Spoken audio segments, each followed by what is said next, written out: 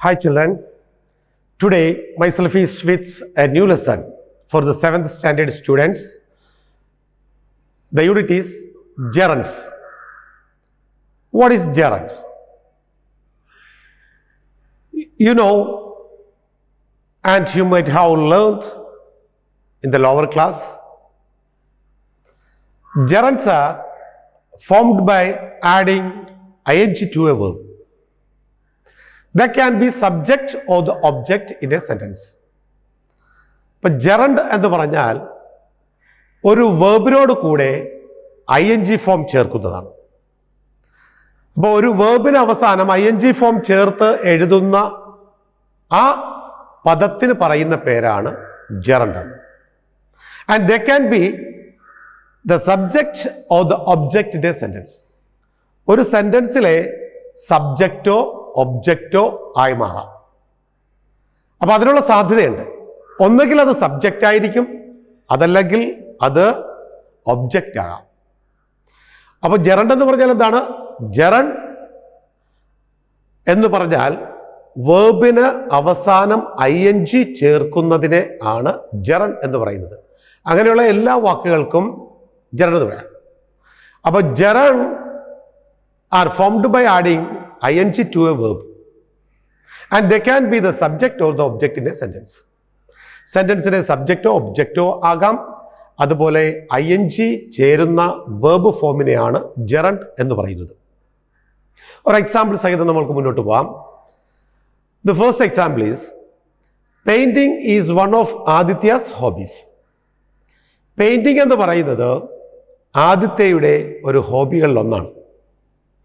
അപ്പോൾ ആദിത്യയുടെ ഹോബികളിൽ ഒന്നാണ് പെയിന്റിംഗ്. ഇവിടെ gerund is used as subject. ഏതാ ഇവിടുത്തെ ജെറണ്ട്? പെയിന്റിംഗ്. പെയിന്റ് എന്ന് പറയുന്ന വേർബിനോട് കൂടെ ing ഫോം ചേർന്നപ്പോൾ അത് ജെറണ്ടായി മാറി. ഇവിടുത്തെ സബ്ജക്റ്റ് പെയിന്റിംഗ് ആണ്.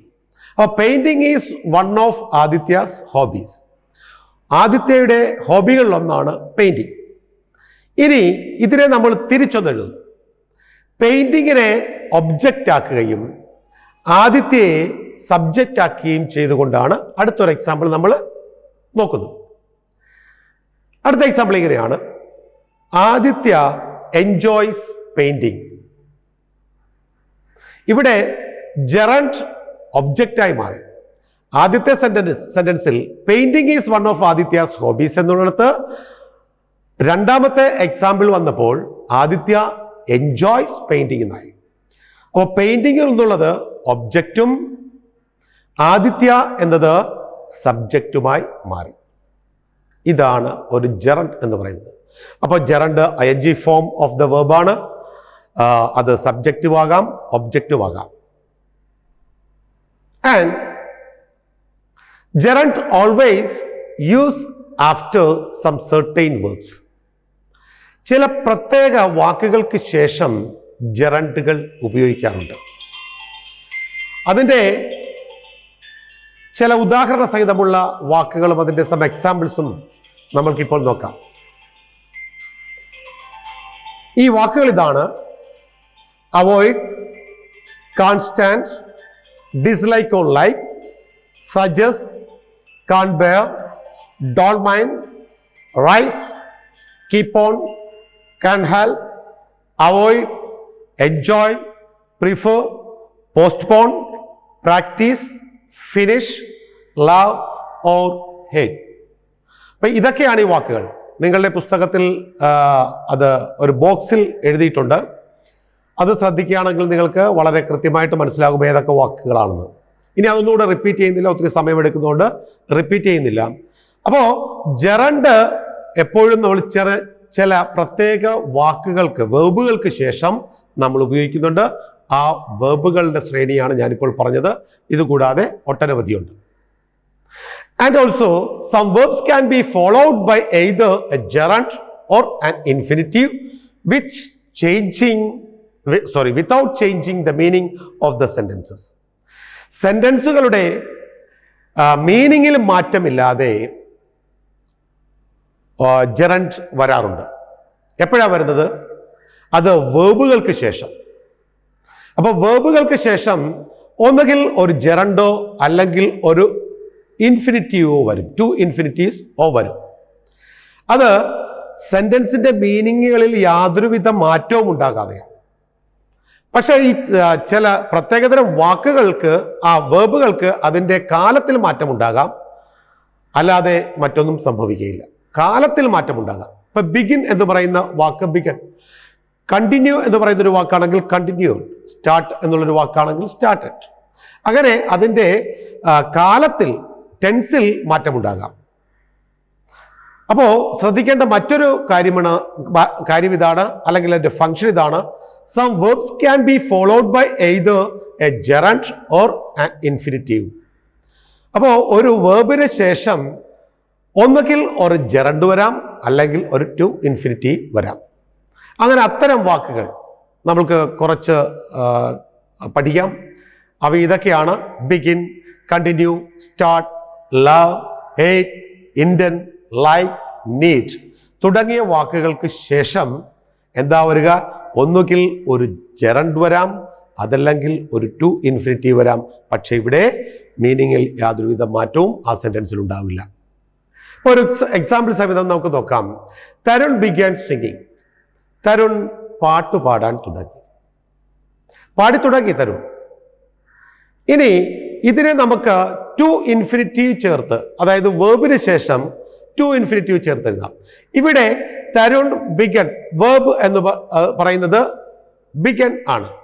അതിനുശേഷം സിംഗിങ് എന്ന് പറയുന്ന ജെറണ്ട്. സിംഗ് എന്ന് പറഞ്ഞാൽ മറ്റൊരു വേർബാണ്, ING ഫോം ചേർന്നതേ ഉള്ളൂ. പക്ഷെ ഇവിടെ ശരിക്കും രണ്ട് വേർബുകളാണുള്ളത്, ഒന്ന് ബിഗണും മറ്റൊന്ന് സിംഗിങ്ങും. പക്ഷെ സിംഗിങ് എന്ന് പറയുന്നത് ജെറണ്ട് ഫോമാണ്, ING ഫോം ഓഫ് ദ വേർബാണ്. ഇനി ഇവിടെ ഈ തരുൺ ബിഗൺ സിംഗിങ് എന്നുള്ളത് തരുൺ ബിഗൺ ടു സിംഗ് എന്നും എഴുതാം. പക്ഷെ ഇവിടെ മീനിങ്ങിൽ യാതൊരുവിധ മാറ്റവും ഇല്ല.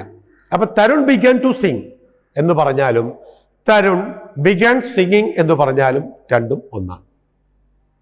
അർത്ഥവ്യത്യാസങ്ങളൊന്നും തന്നെ ഇല്ല. ഇനി മറ്റൊരു എക്സാമ്പിൾ നോക്കാം. I intend going on a long vacation. Long വെക്കേഷന് പോകാനായിട്ട് ഞാൻ ഉദ്ദേശിക്കുന്നു. I intend going on a long vacation. Long വെക്കേഷന് പോകാനായിട്ട് ഉദ്ദേശിക്കുന്നു. ഇനി ഇതിനെ നമുക്ക് ടു ഇൻഫിനിറ്റീവ് ചേർത്ത് എഴുതാം. I intend to go on a long vacation. എന്താണ് ആ example? I intend to go on a long vacation. ഒരു ലോങ് വെക്കേഷന് പോകുവാനായിട്ട് ഉദ്ദേശിക്കുന്നു. ഇവിടെ ഈ വാക്കുകൾ, ഈ സെന്റൻസുകൾക്ക് രണ്ടും യാതൊരുവിധ വ്യത്യാസവും ഇല്ല. I intend going on a long vacation എന്ന് പറഞ്ഞാലും I intend to go on a long vacation എന്ന് പറഞ്ഞാലും രണ്ടും അർത്ഥം ഒന്ന് തന്നെയാണ്. അപ്പോ ഇവിടെ പറയുന്ന ഫംഗ്ഷൻ ഇതാണ്: some verbs can be followed by either a gerund or an infinitive, to infinitive, without changing the meaning of the sentence. ഇനി അടുത്തത് പ്രിപ്പോസിഷനോട് കൂടിയ ഫ്രൈസൽ വേർബ്, അതിൻ്റെ കൂടെ ജെറണ്ട്സ് എങ്ങനെ വരുമെന്നുള്ളതാണ് ഇനി അടുത്തത് നമ്മൾ നോക്കുന്നത്. We can also use gerunds after the prepositions in phrasal verb. എന്താണ് പ്രിപ്പോസിഷൻ? എന്താണ് phrasal verb? Prepositions in phrasal verb എന്നത് എന്താണ്? നമുക്കറിയാം, phrasal webs group of words ആണ് ഫ്രൈസ് എന്ന് പറയുന്നത്. അത് വേർബ് ഉള്ള ഫ്രൈസ് ഉണ്ടാകാം, വേർബ് ഇല്ലാതെയും ഫ്രൈസ് ഉണ്ടാകാം. ഇവിടെ ഫ്രൈസൽ വേർബ്സ് എന്നാണ്. അപ്പോൾ ഒരു വേർബ്, ആ വേർബിൻ്റെ കൂടെ മറ്റ് ഏതെങ്കിലും പദവും കൂടെ ചേരാം. ഇവിടെ ചേരാൻ പോകുന്ന പദം പ്രിപ്പോസിഷനാണ്. പ്രിപ്പോസിഷൻസിനെ കുറിച്ച് നിങ്ങൾ ലോവർ ക്ലാസ്സിൽ പഠിച്ചിട്ടുണ്ട്. അപ്പോൾ പ്രിപ്പോസിഷൻ ഓൺ, ഈ പറയുന്ന എല്ലാ വാക്കുകളിലും അങ്ങനെ ഒരു പ്രിപ്പോസിഷൻ ഉണ്ടാകും. വേർബ്, അതിനുശേഷം ഒരു പ്രിപ്പോസിഷൻ ഉണ്ടാകും. ഈ ഫ്രൈസൽ വേർബിന് ശേഷം പ്രിപ്പോസിഷൻ, അതാണ് ഇവിടുത്തെ എന്താണ് use gerunds after the prepositions in phrasal verb എന്നതുകൊണ്ട് ഉദ്ദേശിക്കുന്നത്. ഇപ്പോൾ ഉദാഹരണത്തിന് ഒരു വാക്ക് നോക്കാം. Difficulty in. ഡിഫിക്കൽട്ടി ഇൻ എന്ന് പറയുന്നത്, ഡിഫിക്കൽട്ടി എന്ന് പറയുന്നത് ഒരു വേർബാണ്. അത് ഇൻ എന്ന് പറയുന്ന പ്രിപ്പോസിഷൻ കൂടെ ചേർന്നപ്പോൾ ഫ്രൈസൽ വെർബായി group of word with preposition. ഇവിടെ അതാണ് മീൻ ചെയ്യുന്നത്. അപ്പോൾ ഡിഫിക്കൽട്ടി ഇൻ എന്ന് പറയുന്ന ഒരു പ്രിപ്പോസിഷനാണ്. ഇനി അടുത്തൊരു വാക്ക് നോക്കാം, വറി അബൌട്ട്. വറി അബൌട്ടിൽ വറി എന്ന് പറയുന്നത് ഒരു വെർബാണ്, അബൌട്ട് എന്ന് പറയുന്നത് ഒരു പ്രിപ്പോസിഷനാണ്. ഇൻസിസ്റ്റ് ഓൺ, ഇൻസിസ്റ്റ് എന്ന് പറയുന്ന ഒരു വെർബാണ്, ഓൺ എന്ന് പറയുന്നത് ഒരു പ്രിപ്പോസിഷനാണ്. അങ്ങനെ ഈ വെർബിന് ശേഷം പ്രിപ്പോസിഷൻ വന്ന് ആ പ്രിപ്പോസിഷന് ശേഷം വരുന്ന ജെറൻഡ് ഫോംസ്, അതാണ് ഇവിടെ ഉദ്ദേശിക്കുന്നത്. അങ്ങനെയുള്ള ഏതാനും ചില വാക്കുകൾ കൂടെ നമുക്ക് പരിചയപ്പെടാം. Believe in, keen on, capable of, succeed in, approve of, bored with, apologise for, look forward to, serious about. ഇങ്ങനെ ഒട്ടനവധി വാക്കുകളുണ്ട്, വാക്കുകളുടെ ഒരു ശ്രേണി തന്നെയുണ്ട്. അപ്പോൾ പ്രിപ്പോസിഷൻ ഒരു വെർബിന് ശേഷം വന്ന വെർബിന് ശേഷം വന്ന പ്രിപ്പോസിഷൻ കഴിഞ്ഞിട്ട് ജെറൻഡ് വരുന്ന ഒരു രീതി കൂടെ ഇതിനകത്ത് ഉണ്ട്. അത് എക്സാമ്പിൾ സഹിതം നമുക്കൊന്ന് നോക്കാം. ഒന്നാമത്തെ example, I had a lot of difficulty in finding my way here. ഇവിടെ വഴി കണ്ടെത്തുവാനായിട്ട്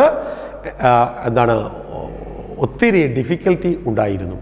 ഇവിടെ ഡിഫിക്കൽട്ടി ഇൻ എന്ന് പറയുന്നത് ഒരു ഫ്രൈസൽ വെർബാണ്. എങ്ങനെയുള്ള ഫ്രൈസൽ വെർബാണ്? പ്രിപ്പോസിഷനോട് കൂടിയ ഫ്രൈസൽ വെർബാണ്.